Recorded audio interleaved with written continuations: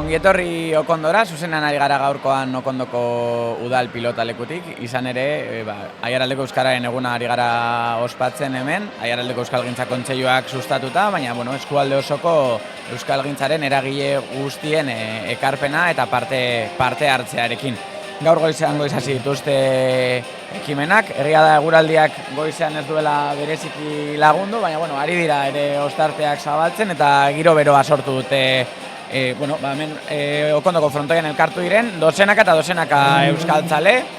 Etorri dira Aiaraldeko herri guztietatik, eta egitarau oparoa daukate aurretik. Bai, egitarau oparoa, eta zuk esan duzuna, naiz eta eguraldiak, eguraldi txarra egon, eta orain apur bat atertu du, baina orokorrean giro euritzu eta hotza egon, egia da frontoia nahiko giro beroa sortu egin dela, batu diren dozenaka eta dozenaka. Gainera ikusi ditugu prestatzen salda beroa, hor mokadutxo beroren bat ere badago, giro atsegina dago. Eta tartea daukazu oraindik gerturatzeko. Bali bazarete zuzeneko hau zuen etxetik edo eskualdeko bestetzeko batetik ikusten, oraindik tartea dago autoa hartu eta ona Okondora gerturatzeko.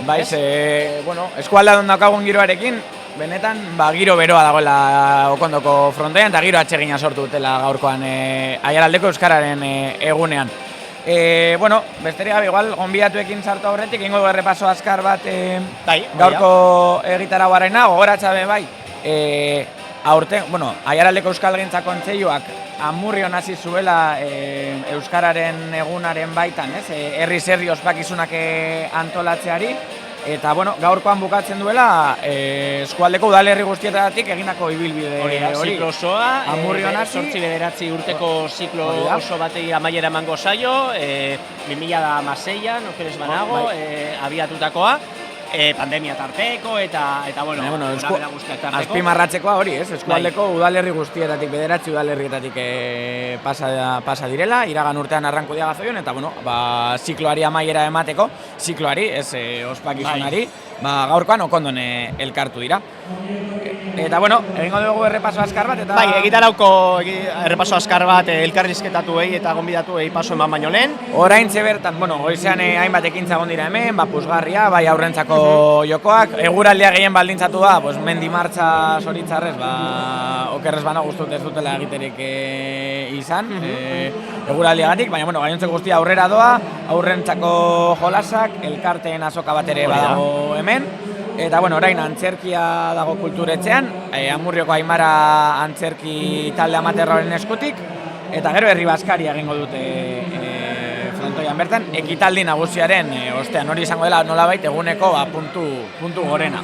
Bai, hori da. Eta, gero, esandakoa herri baskaria, jada hemen prestatzen dabiltzara, eta jarrazaldeko txanpari hasiera emateko, disko festa egongo da 3 herrietan, gero Keitin Allende bakarrizketatzaile Okondoarraren bakarrizketa, Kalakanen egurrezko jolasak, eta gero musika, gehien bat, engo taldearen dantza plazarekin, Jon Oza eta Jidilarekin, eta gero, bukatzeko, bitxikeria txiki bat. Hori da, memealdia, jada, laugarren edizioa daukan memealdiaren sari banaketa, eta baita Euskara Aktibatu sosketaren, Aiaraldeko Euskalgintza Kontseiluak bere jarduna finantzatzeko egiten duen sosketaren, sari banaketa, edo, sosketa bera egitea. Hori da, igual besterik gabeia, emango diogu pasoa, gaurko eguneko protagonistei, hemen mikrofonen aurretik pasako dira Euskararen egunaren atzean, lanean eta antolakuntzan ari diren eragile eta pertsona desberdinak, eta okerrez banago, Ani Izquierdo, Aiaraldeko Euskalgintza Kontseiluko kidea daukagu gurekin orain lehendabizi, berak emango dizkigu egunaren xehetasun askoz gehiago.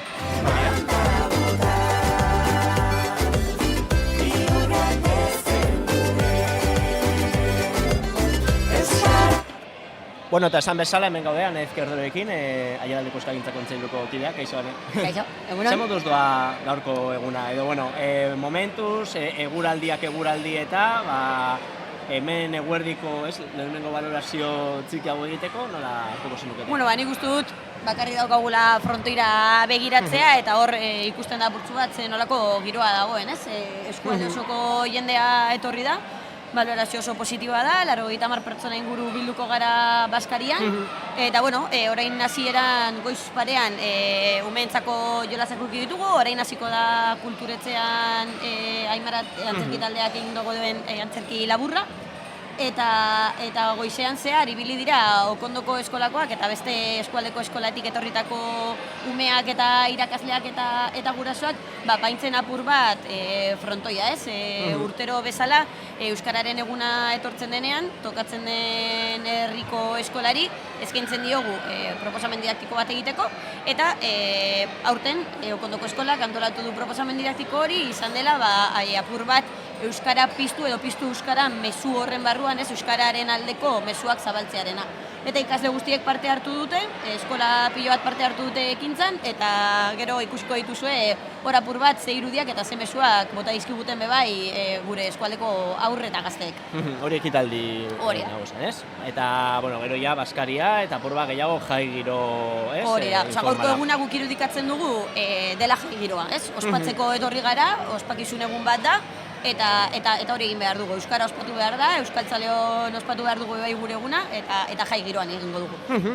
Aipatzen genuen justo saio honi hasiera ematerakoan, gaur ziklo bat, ez, nolabait betetzen dela, gutxi gora bera, beti egon da, ez, Amurriotik hasita eskualdeko udalerri guztietan izan handiagoak edo izan txikiagoak, ez, Euskaren eguna ospatzeko asmo hori. Eta orain da eguna, ez, zeinetan udalerri guztietan, ez? Hori da, aurtengoa egin dugu 9. edizioa, eta horrek esan nahi du eskualdeko 9 herriek hartu dutela lekukoa Aiaraldeko Euskararen eguna antolatu eta ospatzeko. Eta nola baloratzen duzue, ia hamarkada bateko ziklo hau? Komplikatu izan daiteke, komplikatu bai da, bai. Hamarkada bat da, niretzako lortzea 9 urteetan eskualde osoko herrietan egotea kriston ilusioa egiten digu, lorpen handia da, ez? Azkenean herri bakoitzari ematen zaio behar duen garrantzia eta behar duen protagonismoa, eta aukera ematen zaie bai honen parte izateko, ez? Gu baditugu marko ezberdinak eskualde osokoak direnak, baina uste dugu bai Euskararen egun antolatzea herri ezberdinetan aukera ematen duela bai bertako euskaltzalei aukera emateko herrian zer dagoen eta zenolako egitaragoa nahi duten Euskara ospatzeko bermatzeko hori, ez? Eta uste dut urte honetan bai ikusi dela hori, ez? Prozesu parte hartzaile bat ireki genuen udalerrian, Okondon, bertako herritarrekin, hilabete batzuetako lana izan da, eta bertan herritarrak erabaki dute zer nahi duten egin egun honetan, nola nahi duten ospatu eguna, eta bueno, hemen bertan da, ez, gitarau osoko hori, ez, zer egingo dugu. Eta, bueno, berez Euskaren egunak ere kointziditu egiten du urte amaierarekin, garaia hauek izaten diren normalean urteko balantze egiteko, ez, garaia. Euskaldintza kontzertutik ze balantze egiten duzu 2025 honetan egindakoaz, asko erreparatu diozu hezkuntzaren munduarekin, lortu egin dira, ez, adierazpen bateratu batzuk, orain dela urte batzuk, ez, bagian imaginazenak izango zirenak Euskararen esparruan, eginda ere Aiaraldeko hizkuntzen maparen, ez, lanketa, gero hor badaude beste gauza batzuk urtez urte jarraitzen dutena, guraso leku eta bar. Ze urratzen abarrenduko zenituko zuzkete 2025 urte honetatik? Bueno, balantzea hitz egiterako momentuan bebai esan behar dugu aurten aurretik planteatutako plan estrategikoari bukaera ematen diogula, ez? Aurreko urteari begira plan estrategiko berri bat dator. Orduan, bai da urte bateko bukaera, ziklo bateko bukaera eta berri baten ibilbidea, ez? Orduan, urte honetan ez dugu egin bakarrik urte honetako balantze bat, baizik eta aurreko urteetan zer egin dugunaren inguruko balantze bat, ez? Azkenean erreparatu diogu plan estrategiko horretan ze helburuak genituen eta zer egin dugun eta zein izan den betetze maila, urrengo urteetan erronkak, planteatzen ditugun erronkak eta daukagun ibilbidea bebai markatzeko, ez? Eta urte honi begira, bai gugun abertzen dugu, azkenean oso valorazio positiboa egiten dugula, asko egin ditugulako, baina gero bestalde batetik zailtasun handiak izan ditugula, eta zailtasun hori batez ere ekonomiari lotutak izan dira, ez? Egoera ekonomiko konplexu batean aurkitzen gara, eta horrek zer egiten du, azkenean oztopatzen duela lana, ez? Lan batzuk ezin izan ditugu aurrera atera, eta bueno, ez, hor gaude apur bat egoerari buelta eman nahian. eta niri batez ere aurten bai nabarmenduko dituzke gauza ezberdinak, ez? Alde batetik Euskara gabe ez gara manifestua, ekainan aurkeztu genuen, eskualdeko 13 ikastetxeek sinatu dute, eta manifestu horretan azkenean ikastetxeek egiten dutena da autokritika batetik, konpromiso batzuk hartzen dituzte euskararen egoera zein den ikusteko eta nola aurre egin, eta gero beste batetik bai familiei eta instituzioei konpromiso batzuk eskatzen dizkiete, ez? Eta nik uste dut hori oso garrantzitsua dela. Hori sinatu egin da, hori hemen ja publikoa egin genuen ekainan, eta orain datorrena da implementatzea, ez? Ze nolako urratsak emango diren, bai ikastetxeetan, gero familiei nola eskatuko zaien eta zeeran emango ditugun urratsak eta gero instituzioen papera zen izango den bide honetan, ez? Justu dut hori izan dela gure lan handietako bat. Gero bestale batetik gurasoleku dela, dinamika bat daramagula urte batzuk egiten eta urtero errepikatzen dena, bai egia da 2021 batean hasi ginela, baina 2025 urte honetan Okondora heldu gara, Artziniegara heldu gara, eta hor bai ziklo bat itzi dugu. Eskualde osoko ikastetxe eta aurreskoletan gaude, ez? Eta horrek bai perspektiba bai zabaltzen dizu, ez? Eta valorazio positiboa egiten dugu, ze aurten ja ikastetxe guztiak egonda egin dugu valorazio bat, azkenengo urteetan gurasoleko hasi zenetik orain arte, 500 familia baino gehiago eman dutela izena, ez? Eta hartu dutela konpromesua bai euskararen transmisioan urratsak emateko, eta hori oso positiboa da. Zuk aipatu bezala bai, aldeko hizkuntzen mapa abiatu genuen 2023-2024an, aurten ja proiektuak ikusi ditu, justu udako porrak baino lehen ikastetxe batzuk eta herri batzuetan planteatu ziren eta egin ziren aurkezpen publikoak, eta orain bai jakin behar dugu material guzti horrekin zer egingo dugun, ez? Eskuartean daukagu datu base bat, egia da dela lagin bat, azkenean ikastetxeetan hartutako datuak dira, baina horrekin zer egingo dugu hemetik aurrera, ez? Azkenean bai egin duguna da jatorriak eta hizkuntzak irudikatu ditugu eta badakigu lagin batean zer daukagun eskualde honetan eta zenolako aberastasun kulturala eta jatorri aberastasuna daukagun, baina bai hori badakigu bai aldatzen doala, ez? Azkenean mugimendu migratzaileak dira, joan-etorriak daude, eta hori bai aldatu zua. Orduan, nola hartuko diogu horri bai hurrengo urteetan erronka bezala aurrera egiteko eta proiektuarekin jarraitzeko, ez?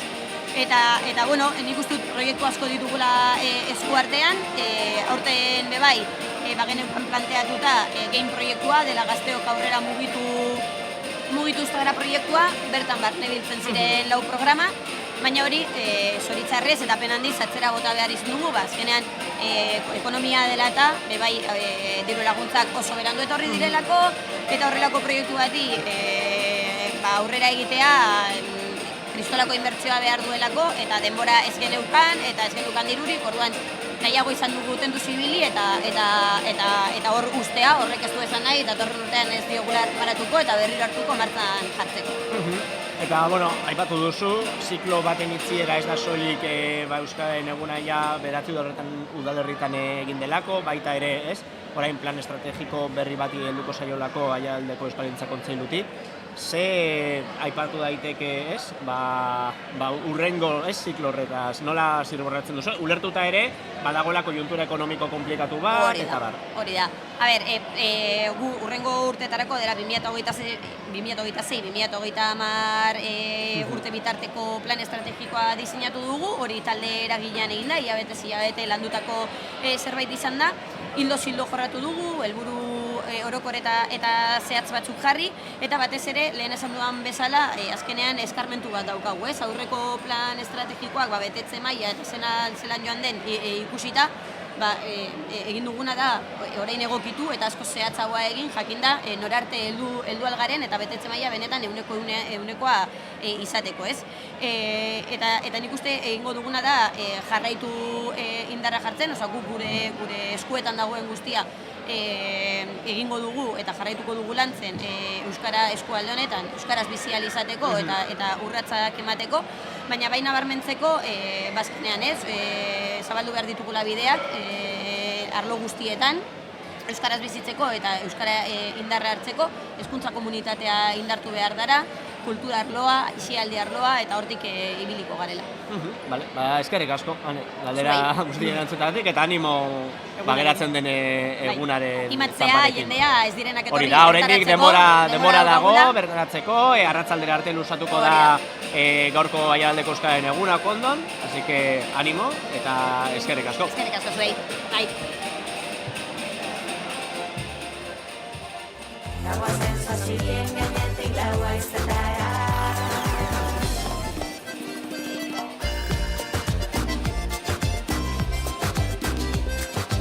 Bueno, eta hemen jarraitzen dugu orain gonbidatu nahikotzorekin hemen Okondon zuzenan emititzen Aiaraldeko Euskararen egunean. Eta, bueno, Okondoko guraso talde bat, ez? Ez banago, ekarri dugu gaur ona. Lehenbizi, ez dugu denboraik izan, ez da zuen izena jakiteko, zuen izenak eta aipatzeri baldin badukazu, Julen? Haneke, Itziar. Itziar, bale, ados. Aipatu digute lehen, Aiaraldeko Euskalgintza kontseilutik hori, aurten Okondon izan da Euskararen eguna, hori, proposamen didaktiko bat garatu egin dela eskolatik, ez? Apur bat ikastetxe guztietara zuzenduta eta gaurko egunean zehar garatzeko. Azaldu dezakezu apur bat, ez? Zertan datzan proposamen hau, zer den apur bat, ez? Eskolatik eta gurasokin elkarlanean egindakoa. Bueno,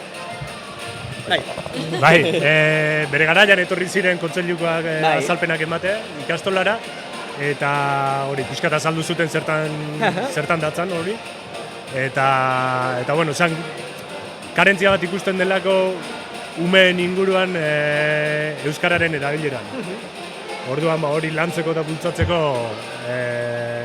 aktibitate ezberdinak sortu edo landu ziren, gurasoei erramenta batzuk eman, umeekin euskerara gerturatzeko, eta gero holako aktibitate batzu sortzeko. Bai, apur bat, hori, zehatzago esateko, eskulan batzuk eta ere egin izan dituzue. Bai, eta taller, hori gaurko egunerako. Baina gero eskola barruan baita ere egin ziren, arratsalde baten etorri ziren, ipuinekin, jostailuekin daola, euskeraz jolasteko umean.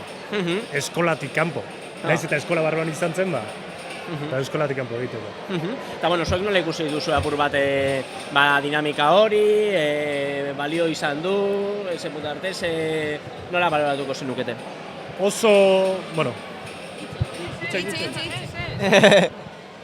baloratzen duzue apur bat? Ni uste dut gauza positiboa dela umeentzat, ez? Igual badaude familia batzuk oso sentsibilitatea daukatela euskararekin, baina beste batzuk igual gutxiago eta guztiok lan egiten badugu elkarrekin, igual animatuko dira, ez? Etxetik azkenean eskola ondo dago euskara lantzea, baina etxetik ere lan handia egin behar da. Eta orduan beste gurasoek parte hartzen dute igual animatuko dira edo sentsibilitate gehiago izango dute euskararekin, ez?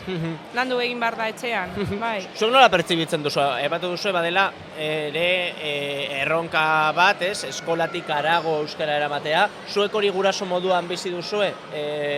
Nola duzue? Bai. Ez du hortzak egiten. Nahi duen doinuta herriman, bai.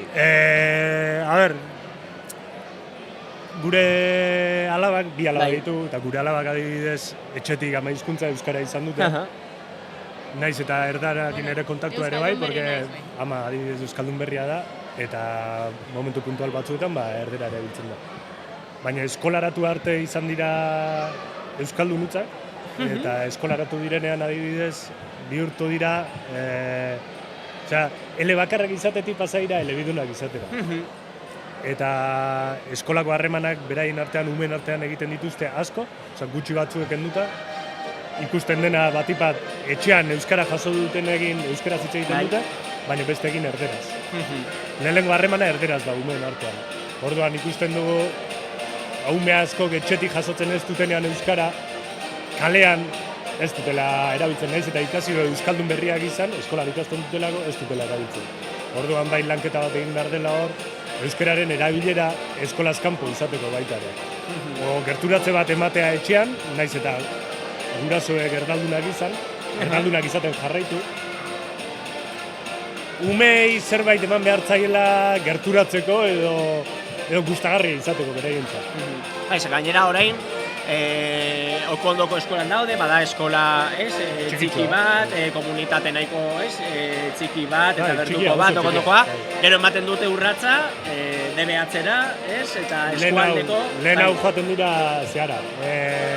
Nola izena du?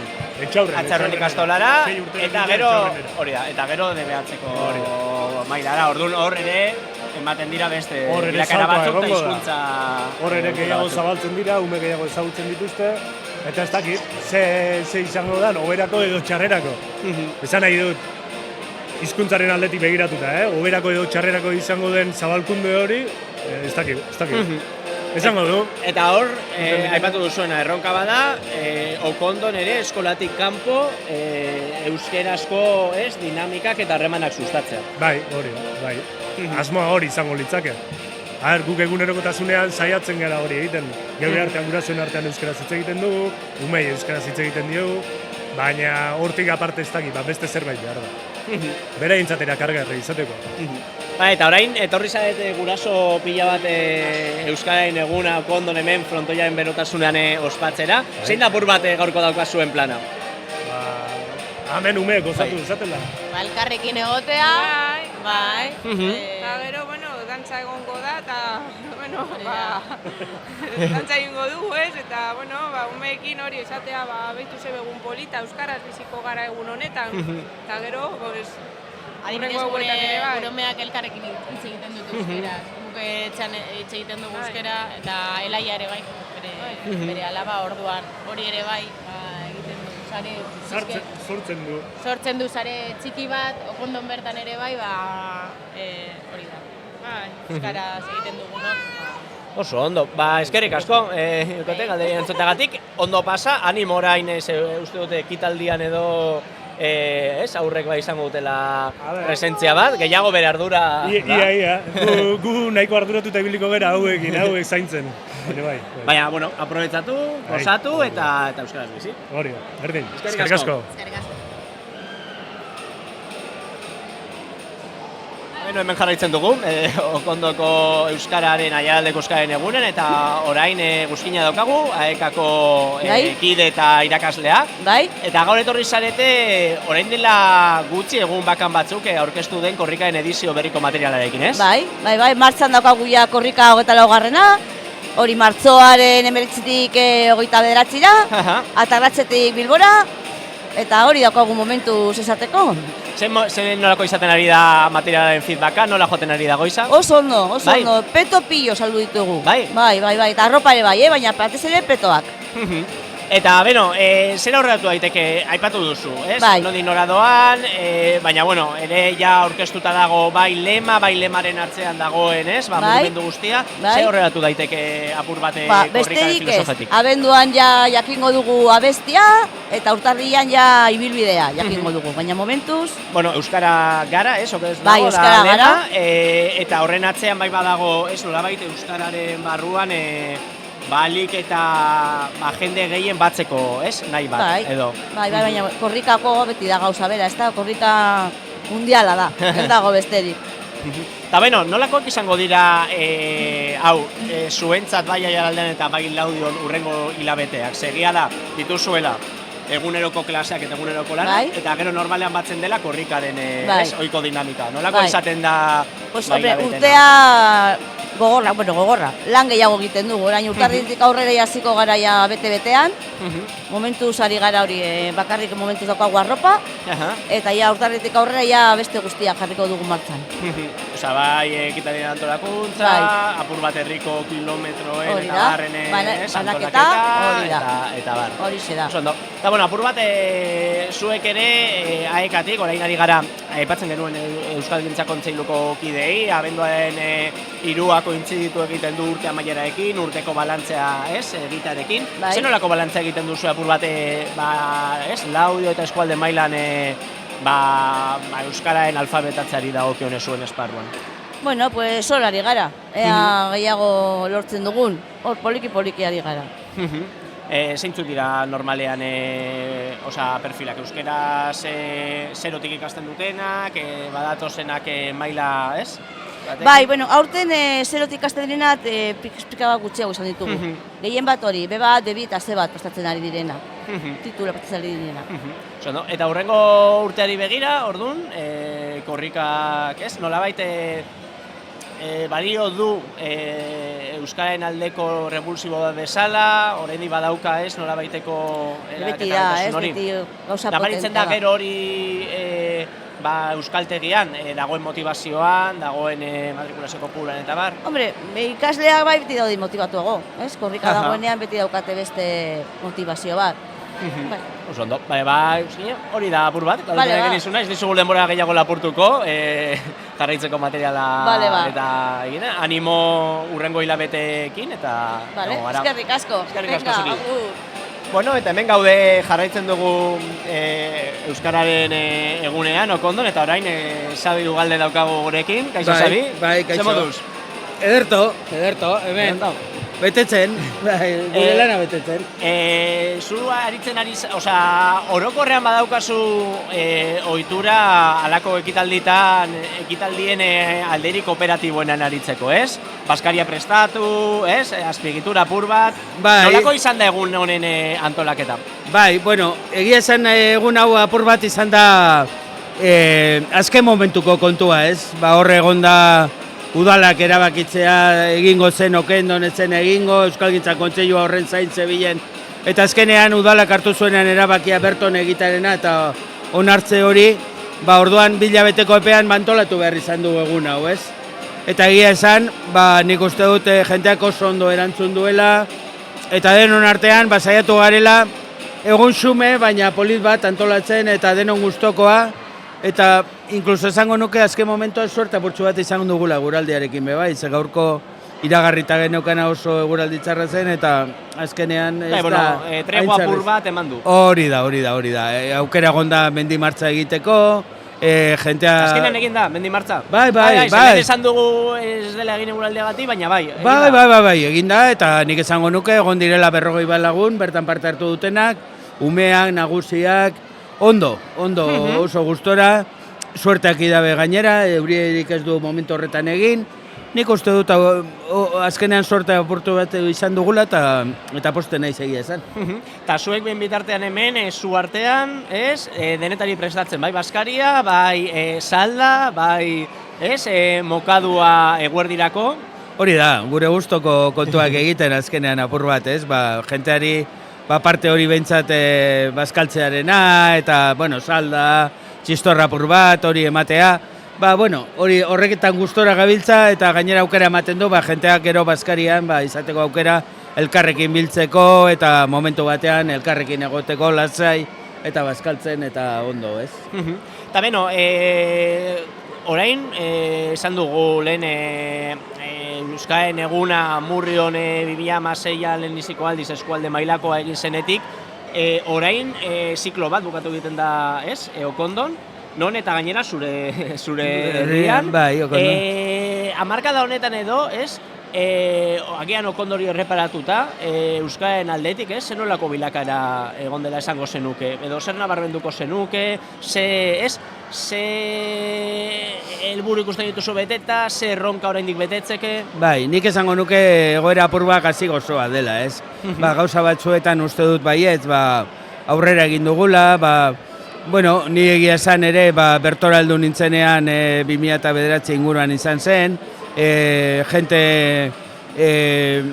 jente gaztea heldu zen ere, herrira garai horretan, euskaldunak, horrek kopuru handi bat euskalduna izan da.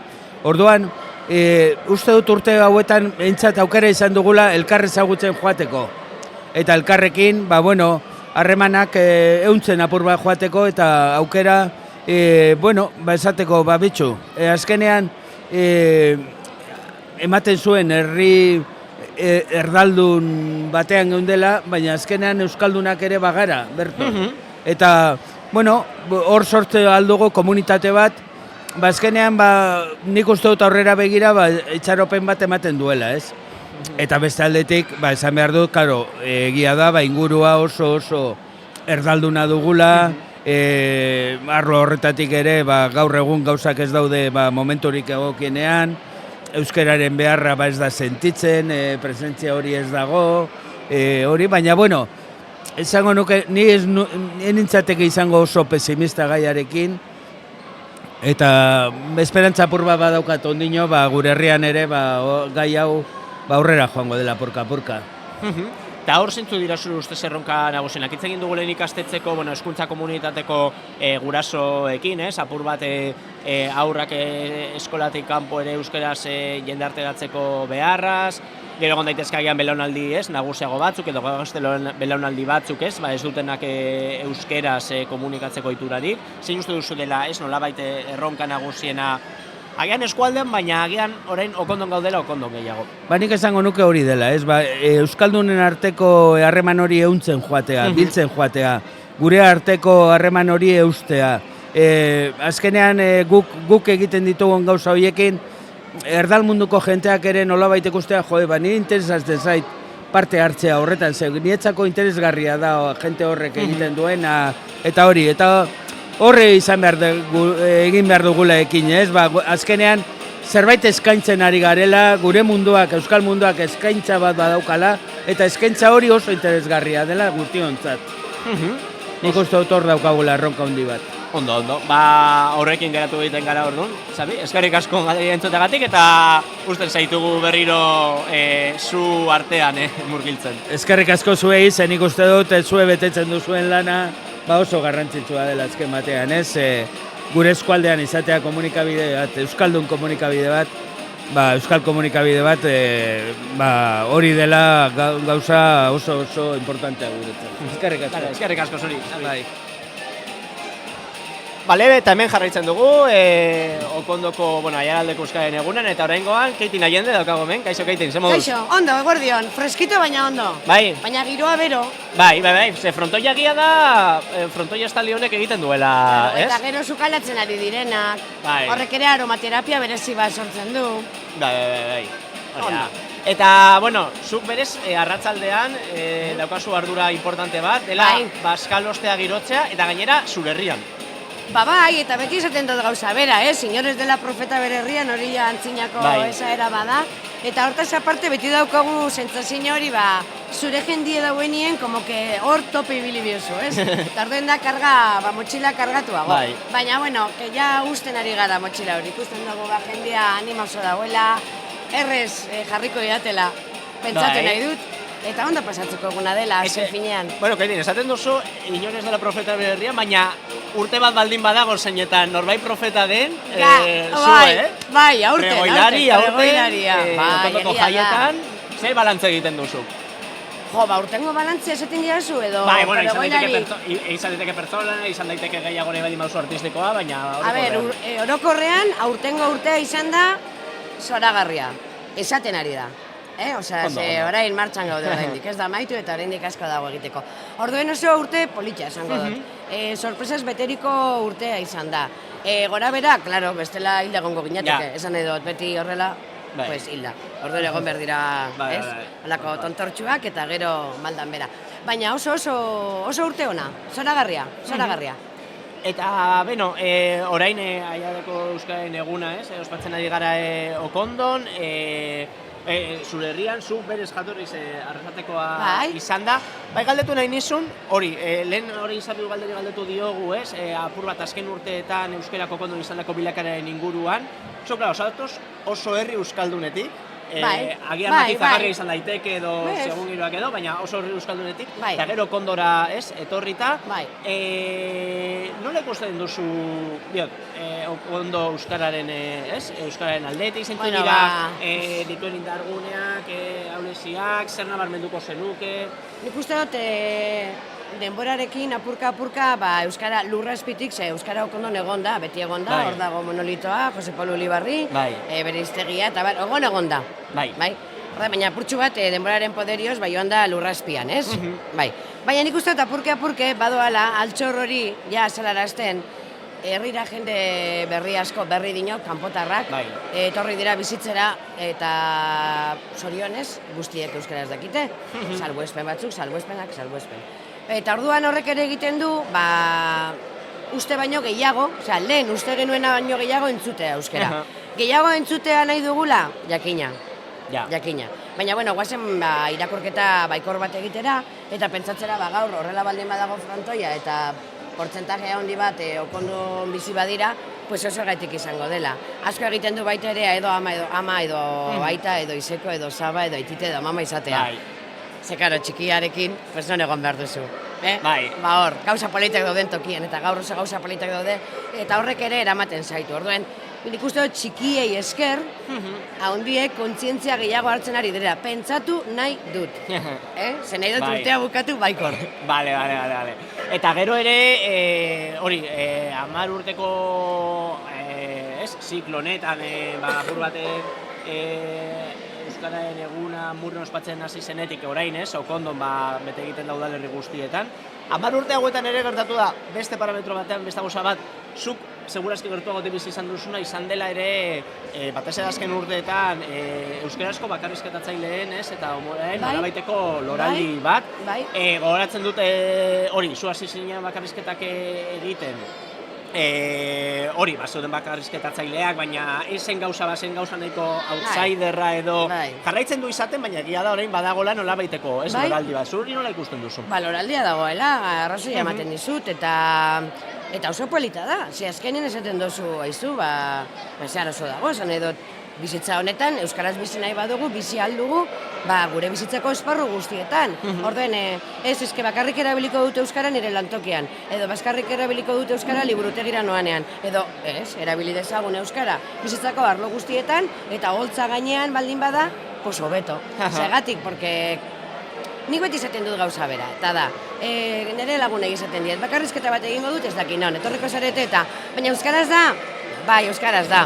Ai, eske orduan zer? Eske ulertuko dute, dago, eta gero esaten didate, bai, ulertu dut, digo, bada, ze hori ez, guazen bildur hori kentzera, esan edot, ze gertatzen da umorea eta euskara? Beti sartzen ditugula bai espresio, gaztelaniazkoak, zergatik, gure euskera, horrelakoa delako, bizirik badago, eta nahi baldin badugu abiadura hartu, eta nik abiadura daukat, orduan, pues ez dela eziko izaten, nola esango dut neska hau apur bat gaiztoa izan dela, pues ke perra. Eta ke perra, danok elartzen dugu, ez da, perra, bai, badakigu da, ke perra. Bueno, guazen, kentzera apurtxo bat komplejua, bebai. Bebai esango dizut, badaudela bakarrizketalari batzuk, pues eintzuk izaten duten, gaztelaniaz egiten badugu, ez euskarazko saio batean tartekatu hitzutzak baizik eta inoiz, kontratatzen badigute bolo bat gaztelaniaz, como que somos unos vendidos. Hombre, parkatuko didazu. Horrela kontratatu nahi badute, pues, nahiago dut euskaraz. Claro, baina horregatik izango dut, ez dut egingo. Hombre, ez. Txarrena da esaten dizutenean mixtoa egitea. Nola mixtoa? Euskaraz eta gaztelaniaz. Baina zu badaukazu prestatu eta mixtoa... Mixtoa da, mixtoa. Sandwich bat. Ez dakizu nola joango da. Bai, mixtoa badiuz nahi baduzu, mixtoa egingo du, hori oso zaila da. Bazen bai kontzientzia hartzera gaztelaniaz, apostu egin dozu, publikoa oso heldua delako eta euskaraz ez dakilako, ados.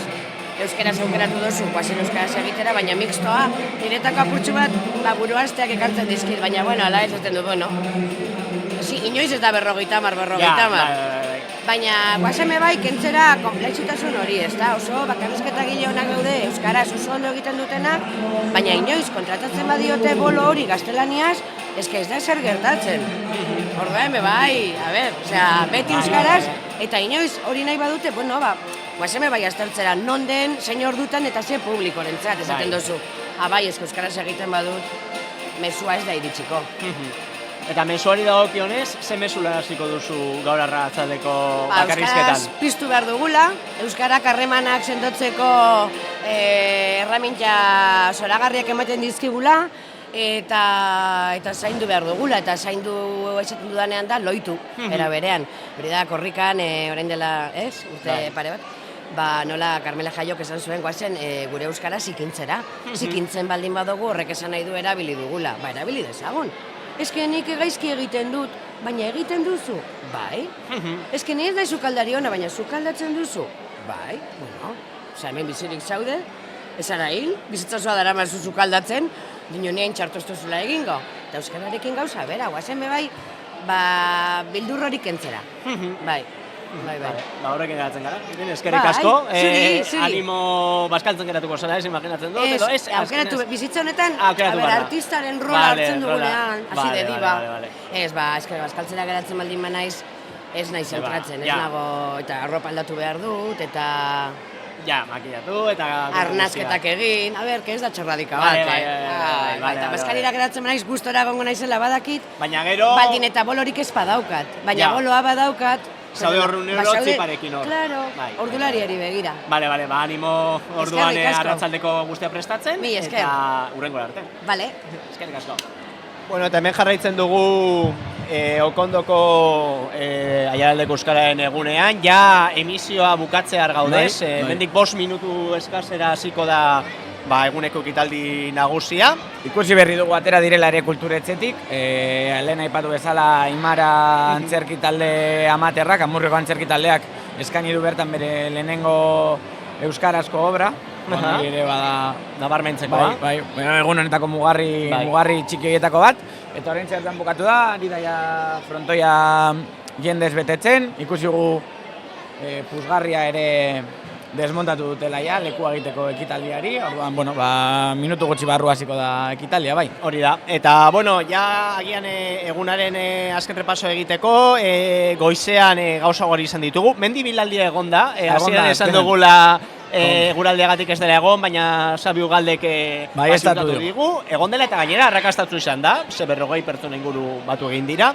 Gero amaiketakoa eta salda eta puzgarriak eta jolasak hemen guratzean daukagune frontoian, eta baita elkarten azoka ere, Aimara antzerki taldearen euskerazko emanaldia, eta orain, astear dago ekitaldi nagusia, ez? Eta gero? Bai, gero herri Baskariarekin emango diote segida, guztia eman dute hemen justo gure azpian sukaldatzen, eta igartzen da ere usaia, usai gozoa dago horrek, janario ona egongo denaren seinale, eta horren ostean disko festa egingo dute, Keitin Allende, gurekin egon den Keitin Allende, bakarrizketa eskainiko du, hori lauretan izango da, eta gero, 5 laurden gutxitan, egurrezko jolasak egongo dira hemen, Feliz Pikatzaren kalaka egurrezko jolasak, ez aurrentzako beste eskaintza bat, eta ordu berdinean hasiko da egingo taldearen dantza plaza.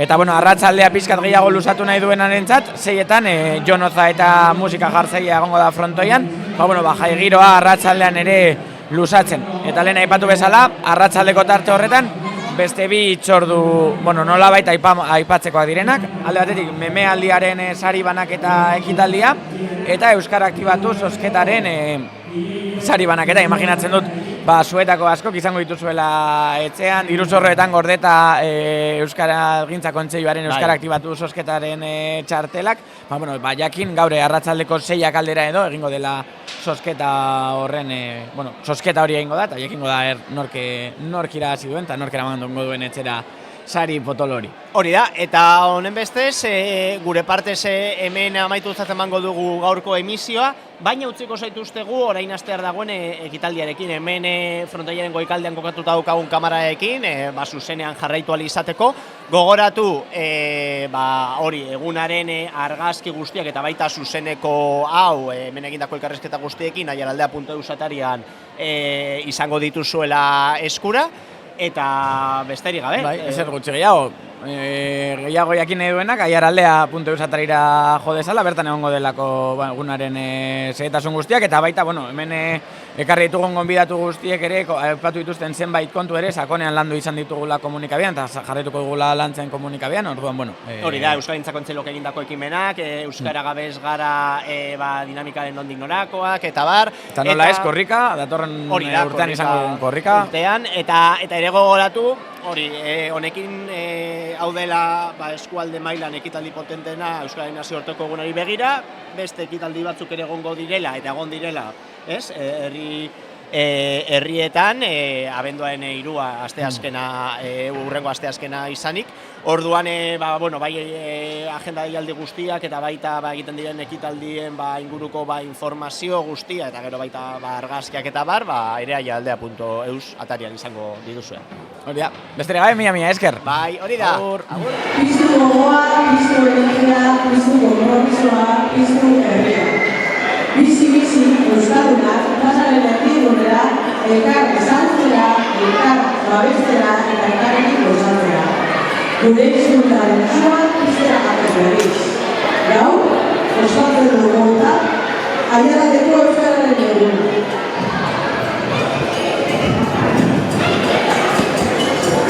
2006an aterkidea abiatu genuen bidea, eskualdea euskararen ariarekin josteko dira. Eta hala egin genuen bidea. Amurio, Urduña, Laudio, Orozko, Iraondo, Arkaldo, Artziniega, Arrankudia, Asoio, eta gaur, Aroak Laskekerlokia, Ogondo. Altxor asko dituen herria, baina bereziki gogoan dugu herriko euskaldunak. Egunero, oskotzen dutena Ogondo euskararen zua. Viva zuen!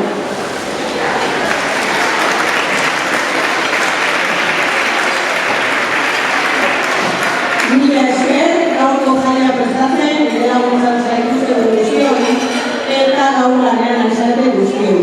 Baita, Ogondoko udalari eta eskualdeko Aiarako udalari.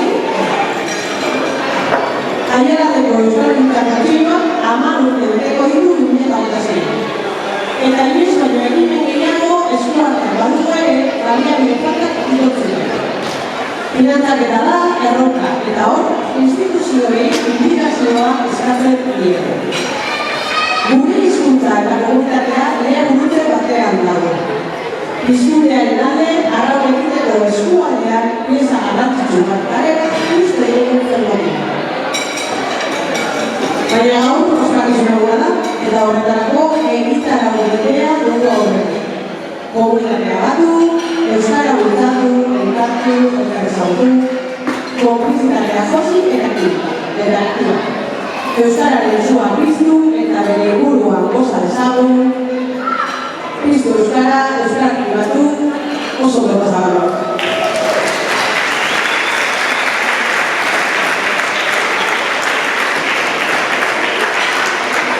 Orain, Ogondoko eskolako familiek, barkatu nahiz familia. Ingresu dago dute, eta jarraien bai, etxauran ikaskolako. Piztu euskara, hori da ordeino relevoa, eta hori da gaur hona entarri gaitu goia. Baina piztu euskara ez hori gaurko egun ospakizunean. Egunero, gure egunerokoan, euskararen dizkita, bizirik eta dizkiratu ikusi nahi dugu. Piztu gogoa. Piztu energia. Piztu kompromisoa. Piztu herria. Ospakizu eguna da. Bai, baina ospakizu egunek berekin gana adura bat ere bai. Euskara bizirik mantentzen. Denon artean hartu behar dugu kompromiso txikiak eta horren txikiak eman. Gero da, euskara berdinean argia, ondagia eta indarra bihurtzeko. Urratz horiek dira hizkuntza bat bizirik mantentzen duten zintarra. Ondotik eta aurrera, eta aurretik mundura goazen ikaslean ahotza, ikaslean indarra, ikaslean gogoak eta konpromisoak garri egitera euskararen alde. Eta euskaraz behar dugu argia ematera. Euskaraz bizi nahi dugu. Eta horregatik, dio gaitezen euskararen etengabeko argia ematen duen euskararen bombilla. Ez adina inoz itzali. Euskara, euskara pribatu, euskaraz bizi.